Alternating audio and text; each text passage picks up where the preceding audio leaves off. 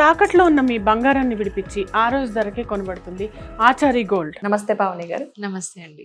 పావని గారు, చాలా మంది డైటీషియన్ అని మధ్యకాలం చాలా ఎక్కువగా ఉంటుంది. ఎస్. ఒక డైటీషియన్ అవ్వాలంటే అసలు ఎలాంటి ఎడ్యుకేషన్ అంటే కోర్సులు ఏమైనా చేయాల్సి ఉంటుందా? అసలు Yes. ఎవరు ఏం చేస్తే బెటర్? ఈ మధ్యకాలం నమ్మడానికి లేదు. ప్రతి ఒక్కరు మేము డైటీషియన్ అంటున్నారు.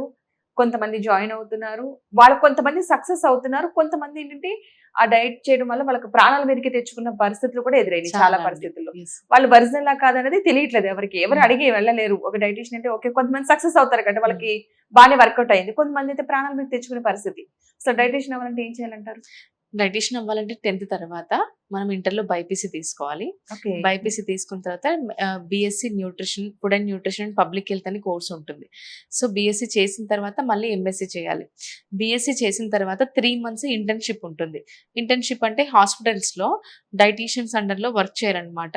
ఓకే. అంటే లైక్ క్యాన్సర్ డిపార్ట్మెంట్ కానీ, లైక్ అడ్మిట్ అయిన క్లయింట్స్ అందరికీ డైట్ ఎలా ఇస్తున్నారు, ఇలా ఇంటర్న్షిప్ చేసి సర్టిఫికేట్స్ అడ్మిట్ చేస్తేనే బీఎస్సీ న్యూట్రిషన్ కంప్లీట్ అవుతుంది. తర్వాత ఎంఎస్సీ ఫుడ్ అండ్ న్యూట్రిషన్ లో ఏంటంటే 6 months ఇంటర్న్షిప్ ఉంటుంది. 2 years చదివిన తర్వాత మళ్ళీ 6 months ఇంటర్న్షిప్ సర్టిఫికేట్ సబ్మిట్ చేయాలి. ఓకే. ఇలా హాస్పిటల్స్ లో ప్రతి క్లయింట్ ని క్రాస్ చెక్ చేసిన తర్వాత మనకు డైటీషియన్స్, క్లినికల్ డైటీషియన్స్ అండర్ లో కొంచెం ట్రైనింగ్ తీసుకున్న తర్వాతనే మనకి ఈ కోర్స్ కంప్లీట్ అవుతుంది అనమాట. ఇంకోటి ఏంటంటే కొన్ని థింగ్స్ ఉంటాయండి. ఏంటంటే ఇప్పుడు వార్ఫరిన్ డైట్ అని ఉంటుంది. హాస్పిటల్స్ లోనే ఇస్తారు. ఎందుకంటే వాళ్ళకి ఎసిట్రోమ్ టాబ్లెట్ పెడతారు. ఎసిట్రోమ్ టాబ్లెట్ పెట్టినప్పుడు వైటమిన్ కే రిచ్ ఫుడ్స్ ని అవాయిడ్ చేయాలన్నమాట. ఓకే. అంటే బ్లడ్ క్లాట్ అవ్వకుండా టాబ్లెట్ పెడతారు. వైటమిన్ కే వచ్చేసి బ్లడ్ క్లాట్ అయ్యేలా చేస్తుంది. సో ఇలాంటి వార్ఫరిన్ డైట్స్ అని చెప్పేసి ఎన్ నెంబర్ ఆఫ్ డైట్స్ ఉంటాయి క్లినికల్ బేస్డ్ లో. క్యాన్సర్ డిపార్ట్మెంట్ లో డిఫరెంట్ డైట్ ఉంటుంది. కొంతమందికి పోస్ట్ సర్జరీ కొన్ని డైట్స్ ఉంటాయి. డయాబెటిక్ డైట్ కానీ, పీసీఓడి, పీసీఓఎస్ కానీ, ఎన్ నెంబర్ ఆఫ్ థింగ్స్ అనేది డిఫరెంట్ డిసీజెస్ ని బట్టి ఉంటుంది. లివర్ పాడైతే ఇలాంటి డైట్ ఇవ్వాలి, కిడ్నీస్ పాడైతే ఇలాంటి డైట్ ఇవ్వాలి, ఏం ఫుడ్స్ అవాయిడ్ చేయాలి, ఇదంతా మనం హాస్పిటల్స్ లో డాక్టర్స్ ట్రీట్మెంట్ ని బట్టి మనం ఇదంతా కోర్స్ చేసిన తర్వాతనే ఒక పర్సన్ కి డైటీషియన్ అనే బిరుదు వస్తుందండి.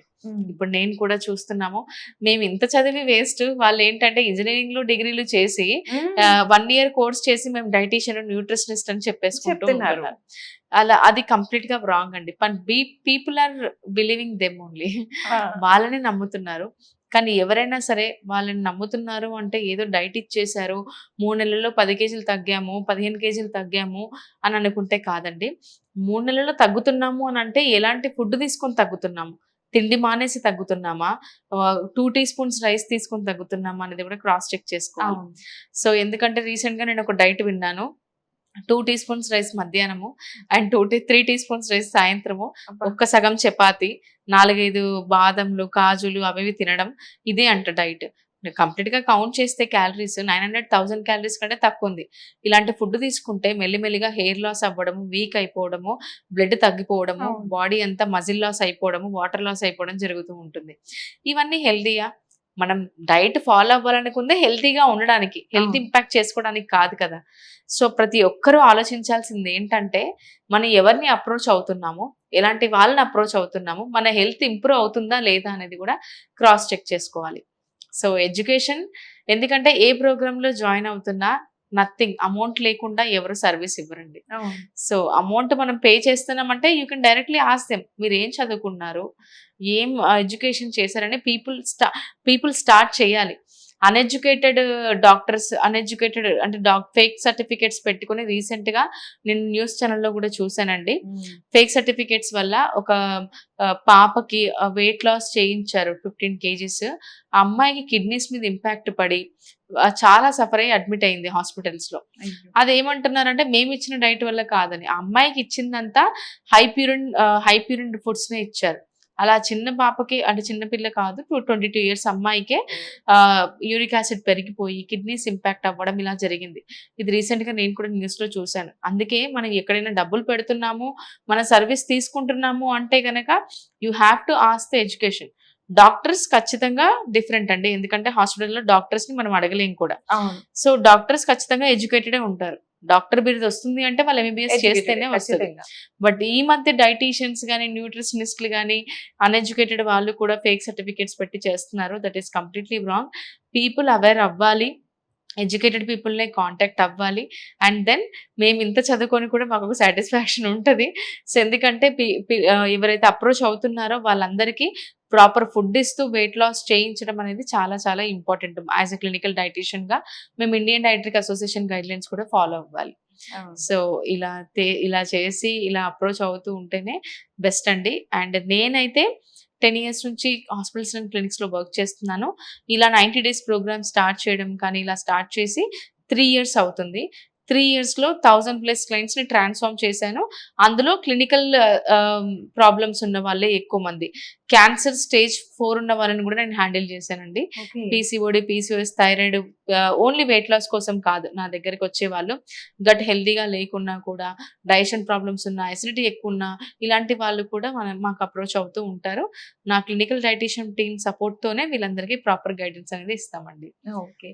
డైట్ పేరు చెప్పి చాలా మంది ఇంట్లో ఫుడ్ మానేసి ఏదో వాటర్ లిక్విడ్ తాగడం, ఇప్పుడు నాకు బాగా వెయిట్ అయిపోయింది, లేదా నాకు ఒంట్లో ఈ పలానా రోగం ఉంది, పలానా వ్యాధి ఉంది, ఇలాంటి వల్ల చేస్తూ ఉంటారు. సో ఏదో ఒక డైటీషియన్ ఫాలో అవడం, లేదంటే యూట్యూబ్ స్టార్ట్ చేయడం, డైట్ ఫాలో అవ్వాలంటే ఈ డైట్ ఫుడ్ తింటే బెటర్, అది వాళ్ళకి పడుతుందో లేదో కూడా తెలియని పరిస్థితి, కానీ చూడడం వాడేది. సో ఇలాంటి వల్ల ఎలాంటి ఇంపాక్ట్ పడే అవకాశం ఉందంటారు బాడీ మీద? ఖచ్చితంగా బాడీ మీద మజిల్ అనేది చాలా చాలా ఇంపాక్ట్ పడుతుంది. మజిల్ అనేది చాలా చాలా ఇంపార్టెంట్. అంటే ఇప్పుడు ఆడవాళ్ళలో నీ పెయిన్స్, బ్యాక్ పెయిన్స్ వస్తూ ఉంటాయి. మన వాళ్ళు ఏమనుకుంటారు, కాల్షియం, వైటమిన్ డి తగ్గిందేమో వేసుకుంటే సరిపోతుందని అనుకుంటారు. కానీ బోన్ చుట్టూ ఉన్న మజిల్ ని మనం స్ట్రాంగ్ చేసుకోవాలండి. ఖచ్చితంగా ఈ బోన్ చుట్టూ ఉన్న మజిల్ ని స్ట్రాంగ్ చేసుకుంటే ఈ మజిల్ బోన్ కి సపోర్ట్ ఇస్తుంది. సో అందుకని చెప్పేసి మనం ప్రాపర్ డైట్ అనేది మెయింటైన్ చేయాలి. మీరు అన్నట్టుగా అన్హెల్దీ డైట్స్ ఫాలో అయ్యే వాళ్ళకి ఖచ్చితంగా ఇంపాక్ట్ వచ్చేసి బ్యాక్ పెయిన్, నీ పెయిన్స్, ఆర్థరైటిస్ లీడ్ అవుతుంది. ఎందుకంటే బాడీలో ఉన్న మజిల్ అంతా లాస్ అయిపోతుంది కాబట్టి ఆర్థరైటిస్ లీడ్ అవుతుంది. ఓన్లీ లిక్విడ్స్ మీదే ఉంటే గనక ఏమంటారు, బాడీలో వైటమిన్ మినరల్ డెఫిషియన్సీ ఉండడము, తొందరగా కోపం రావడము, స్ట్రెస్ హార్మోన్స్ రిలీజ్ అవ్వడము, హెయిర్ లాస్ అవ్వడము, బాడీ అంతా ఇంపాక్ట్ అవుతుంది. ఒక్క ప్రాబ్లం కాదు, ఖచ్చితంగా బాడీ అంతా ఇంపాక్ట్ అవుతుంది. లో ఐరన్ లెవెల్స్ ఉండడము ఇదంతా. సో ఒకటే ఏంటంటే లిక్విడ్ డైట్స్ ఇవన్నీ లాంగ్ ప్రాసెస్లో వర్కౌట్ అవ్వదండి. మనం ఏదో ఒక రోజు నార్మల్ లైఫ్ స్టైల్కి రావాల్సిందే, రైస్ కూడా తినాల్సిందే. సో ఈ నార్మల్ లైఫ్ స్టైల్లోనే మనం చేంజెస్ చేసుకుంటూ హ్యాపీగా బ్యాలెన్స్ మీల్ తీసుకుంటూ వెయిట్ లాస్ ప్లాన్ చేసుకుంటేనే ఎప్పటికీ హెల్దీగా ఉంటాం. మరొకటి, కొంతమంది ఆయిల్ తో డైట్ చేస్తున్నారు. ఆయిల్ తాగడం, coconut oil especially coconut oil తాగడం వల్ల కొంచెం ఫ్యాట్ తగ్గుతుంది, ఇది డైట్ అవుతుంది అని చెప్పేసి వెయిట్ లాస్ అవుతాము, కొంచెం ఏమైనా పొట్ట ఉన్నా సరే తగ్గుతుంది. నిజంగా ఆయిల్ తో చేయొచ్చు అంటారా? ఆయిల్ తో అసలు చేయలేమండి. కోకోనట్ ఆయిల్ కానీ, ఘీ కానీ ఏదైనా సరే మనకి పర్ గ్రామ్ కి ఖచ్చితంగా మనకి క్యాలరీస్ ఉంటాయి. ఓకేనా, 5 grams లో 45 calories ఉంటాయండి. పర్ గ్రామ్ కి 9 calories వస్తాయి. సో ఏదైనా సరే ఆయిల్, ఇది కీటో డైట్ అంటారు. ఆయిల్ అంటే లైక్ ఫ్యాట్స్ అండ్ ప్రోటీన్ తీసుకొని కీటో డైట్ ఫాలో అవుతూ చేస్తూ ఉంటారు. నా దగ్గరనైతే ఒక క్లినికల్ స్టడీలో ఏంటంటే ఇలా కోకోనట్ ఆయిల్ తాగి అంటే లైక్ కంప్లీట్ గా కొంచెం డైట్ చేసి ఇవన్నీ చేసిన వాళ్ళు ట్రైగ్లిజరైడ్స్ ఎక్కువ వచ్చిన వాళ్ళు కూడా ఉన్నారు నా క్లయింట్స్.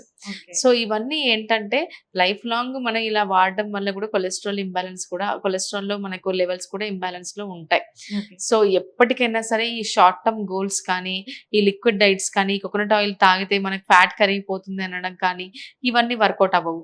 మనం హెల్దీగా ఫుడ్ తీసుకుంటూ, వర్కౌట్స్ చేస్తూ, మనం హెల్దీ ఈటింగ్ తీసుకుంటేనే హెల్దీగా ఉంటాము అండ్ మజిల్ గెయిన్ అవుతుంది అండ్ బ్యాక్ పెయిన్, నీ పెయిన్స్ బారిన పడకుండా ఉంటాము. మన కిడ్నీ, లివర్, ఓవరాల్ బాడీ హెల్దీగా ఉంటుంది, మెటబాలిజం బాగుంటుంది. థ్యాంక్ యూ అండి, thank you so much Pavani గారు. మంచి ఇన్ఫర్మేషన్ ఇచ్చారు. నిజంగా డైట్ కి సంబంధించి చాలా మంది కన్ఫ్యూజన్ లో ఎవరిని అప్రోచ్ అవ్వాలో, ఎలా అప్రోచ్ అవ్వాలో, అసలు డైట్ ఎలా ఫాలో అవ్వాలో కూడా తెలియని పరిస్థితి. అందరూ యూట్యూబ్ చూసేసి నేర్చుకుంటున్నాం కదా అనుకుంటారు, దానివల్ల ఎలాంటి ప్రాబ్లమ్స్ వస్తాయో కూడా తెలియట్లేదు. వాటన్నిటికి సంబంధించి మంచి ఇన్ఫర్మేషన్ ఇచ్చారు. Thank you so much. Thank you.